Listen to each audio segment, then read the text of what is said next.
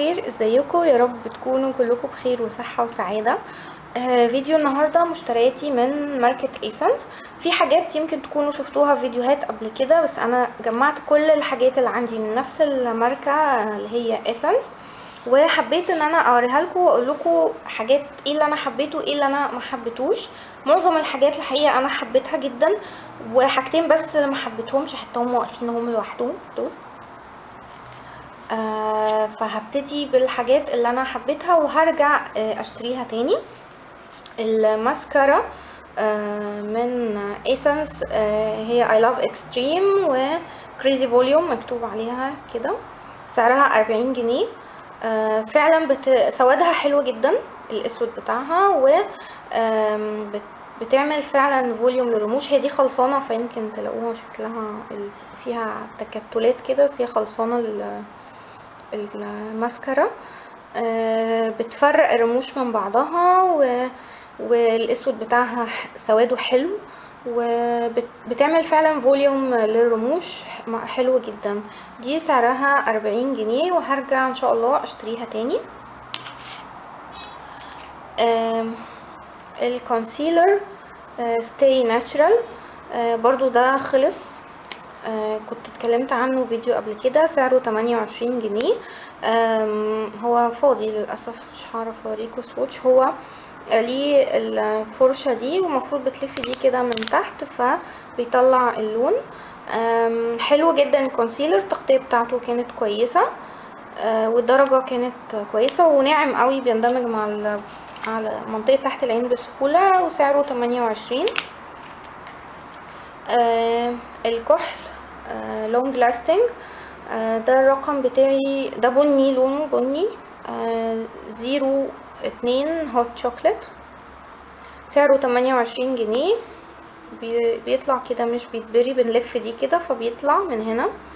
هو برضو قرب يخلص اهو. هي الدرجة بتاعته بني وثابت جدا، انا عيني بتدمع بسهولة، ومش سهل انه الكحل يثبت معايا كويس، فدايما كانت عندي المشكلة دي، انه مهما كان الكحل نوعه ايه ما كانش بيثبت كويس. ده ثباته كويس جدا جدا جدا، وعندهم كمان الوانه حلوة قوي، عندهم كل الالوان موجودة من الكحل ده. الليب لاينر برضو من الحاجات اللي حبيتها. هو بقى بيتبري عادي. دي الدرجة بتاعته، ناعم قوي على البشرة، على الشفايف يعني.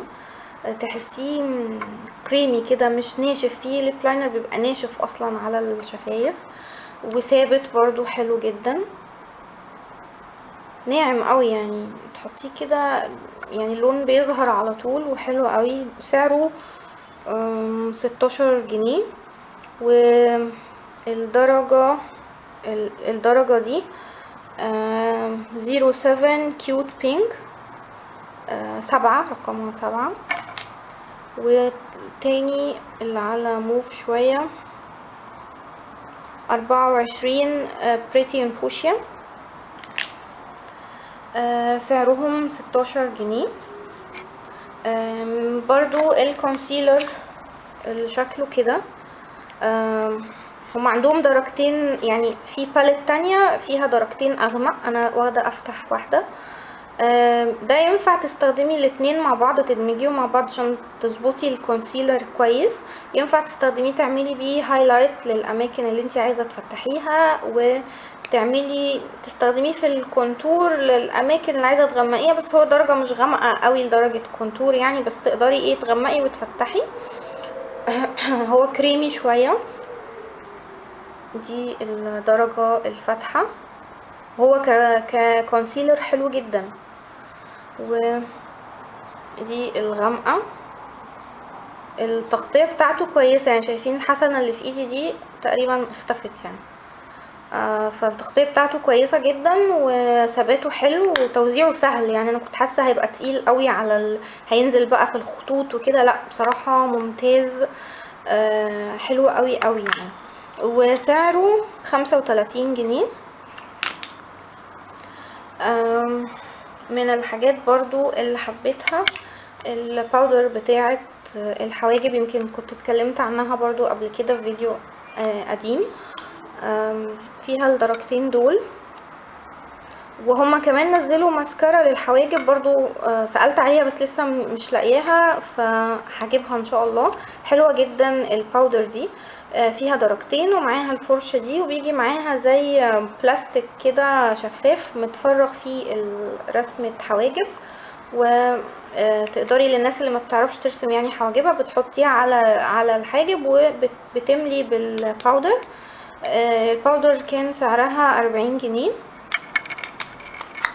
برضو الحاجات اللي حبيتها المانيكير بتاعهم حلو قوي، بينشف بسرعة، ثابت، ما بيتقشرش بسهولة، وخصوصا منطقة الاطراف بتاعت الضوافر دي عادة بتقشر بسرعة، لا ده ثابت وحلو ومش بيقشر بسرعة، وسعره 20 جنيه. الدرجة دي 175 ببريناو.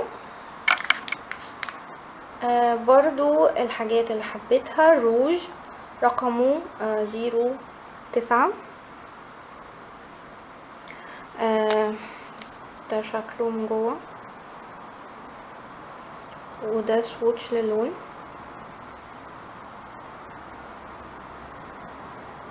ثباته حلو ومعقول، و يعني كمان لما بيتحط له ليب لاينر بيبقى شكله جميل قوي وناعم. وان شاء الله هجيب الوان، يعني انا حبيته جدا، هجيب الوان تاني من عندهم ان شاء الله. نيجي للفاونديشن موس.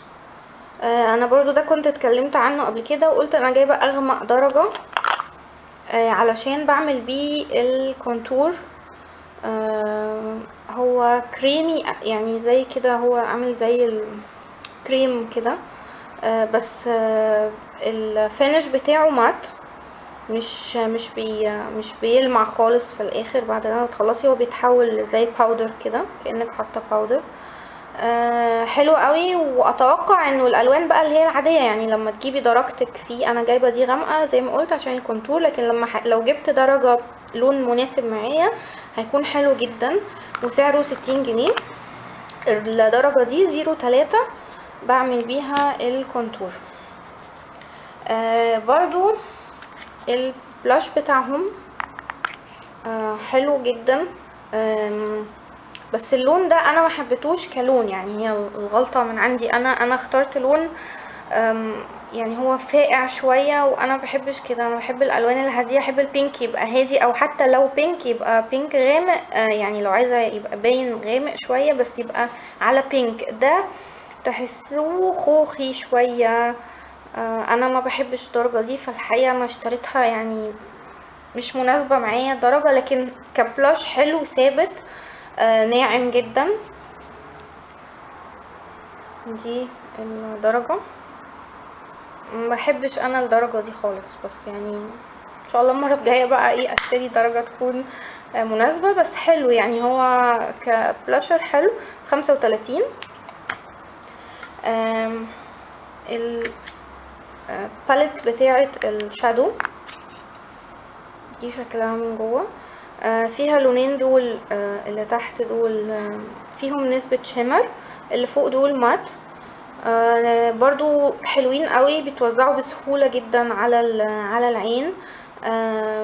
ثابت جدا، والالوان فعلا بتطلع زي ما لونها كده هنا في الباليت هتطلع على عينك نفس الدرجة. يعني في ساعات شادوهات الوانها بتتغير، تحطيها على عينك تلاقي لونها مش هو ده اللي كان في الباليت. فلا، اللون زي ما هو كده وثابت وناعم قوي وانتي بتوزعيه. وده كان سعرها 40 جنيه برضو، وعندهم الوان كتير قوي من الشادوهات.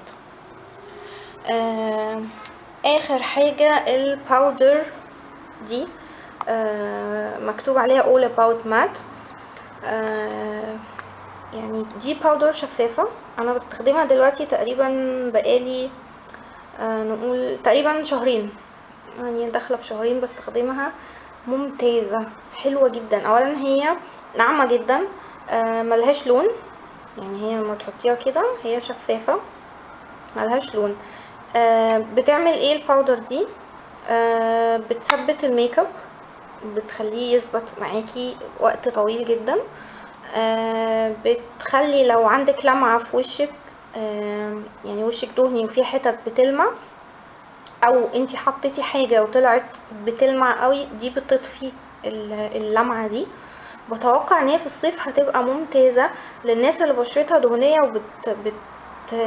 بتعمل دهون كده بتبوظ لها الميك اب في الصيف. اكيد دي ان شاء الله انا بتخيل يعني ان هي هتبقى روعة في الصيف. انا طبعا زي ما قلت لكم من شهرين، يعني انا بستخدمها في الشتاء، لسه مجرباها، وبتوقع انها في الصيف هتبقى ممتازة.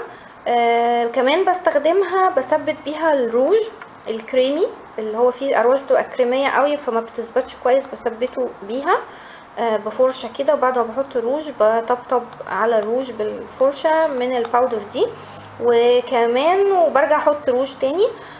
وكمان بستخدمها علشان احول الروج من كريمي لمات، بتدي لوك تحفة. يعني انا استخدمتها في كذا روج كانوا كريمي، وحولت الروج لمات بيها، حلو جدا وثابت وكل حاجة. سعرها 45 جنيه. الميزة في اسنس ان معظم حاجاتهم اسعارها ثابتة في كل حتة، يعني مش هتلاقيها حد بيبيعها اغلى من حد، هي معظم الاسعار ثابتة، هتشتريها من اي مكان بنفس السعر، فانا دي حاجة كويسة يعني. وفعلا منتجات حلوة وخامتها كويسة واسعارها معقولة جدا جدا جدا. الحاجات بقى اللي ما حبيتهاش ابدا الاتنين دول، ده روج مكتوب عليه ان هو لونج لاستنج ليب جلوس حقيقة، وهنا مكتوب ملزوق زي ستيكر كده مكتوب عليه مات افكت. هو اولا ريحته وحشة جدا، عامل زي الدواء الكحة كده، ريحته وحشة قوي. توزيعه على الشفايف وحش جدا وبيقطع كده وحش جدا، يعني مش قادرة اقولكم انا متضايقة منه قد ايه. ومش مات ابدا، يعني ملوش اي علاقة بالمات، هو بيفضل مزحلق كده على الشفايف ومقطع بقى، يعني تلاقيه عامل، يعني لو عندك مثلا خطوط كده في شفايفك هتلاقيها نزل في الخطوط، وريحته وحشة جدا حقيقة. يعني انا ما خدتش بالي من موضوع ريحته ده وانا بشتريه، بس هو مش حلو ابدا، عمري ما هرجع اشتريه، وده سعره 35 جنيه. من الحاجات اللي ما حبيتهاش برضو من ايسنس الفرشة دي. الفرشة دي المفروض ان هي بتستخدم للمانيكير، من ورا مرسوم الرسمة ازاي تستخدميها، انك بتنقطي 3 نقط مثلا مانيكير او whatever، عايزة تحطي يعني لونين 3 اكتر بتنقطيهم، وبالفرشة دي تفردي المانيكير فيطلع يعني في شكل خطوط، تعملي كده فيطلع في شكل ايه، انه الالوان خطوط داخله في بعضها كده. الحقيقه انا لما استخدمتها ما لقيتش ابدا النتيجه دي، وجربتها كذا مره وما حبيتهاش خالص، ما عملتش حاجه، يعني حسيتها لا دي حاجه لخبطت المانيكير كده على بعضه وشكله كان وحش قوي، فما حبيتهاش. دي سعرها 25 جنيه، وانا غسلتها بالاسيتون بقى من المانيكير اللي كان فيها، وهستخدمها بقى حاجة غالبا تانية للوش، يعني منطقة العين مثلا اعمل بيها هايلايت، ممكن يعني هايلايت على الاماكن الصغيرة، مثلا مناخير تعمليها على مناخيرك كده تعملي بيها هايلايت، يعني هستخدمها في حاجة تانية ان شاء الله. بس دول الحاجتين الوحيدين اللي ما حبيتهمش خالص من اسنس، دول الجلوس والفرشة دي. الماركة زي ما قلت ماركة كويسة جدا، وعندهم منتجات كتير حلوة، يعني انا برضو لسه هجرب من عندهم حاجات تاني، لان هي فعلا ماركة حلوة وجودتها كويسة واسعارها حلوة جدا. فده كان فيديو النهاردة، الحاجات اللي حبيتها والحاجات اللي محبتهاش من اسنس، واتمنى ان انتوا تكونوا حبيتوا الفيديو. لو حبيتوه الفيديو اعملوا لايك وشير مع صحباتكم، ولو اول مره تشوفوا الفيديوهات تعملوا سبسكرايب عشان يوصلكم كل جديد اول باول ان شاء الله. ولو عندكم اي سؤال اي اقتراح حابين في فكره معينه عايزين اتكلم عنها او انفذها، يا ريت تسيبولي كومنت، وان شاء الله اشوفكم على خير الفيديو اللي جاي الخميس اللي جاي باذن الله. وهسيب لكم الروابط بتاعه فيسبوك، البيج بتاعتي على فيسبوك انستجرام، وعشان نتواصل مع بعض اكتر. واشوفكم على خير ان شاء الله الخميس اللي جاي. باي باي.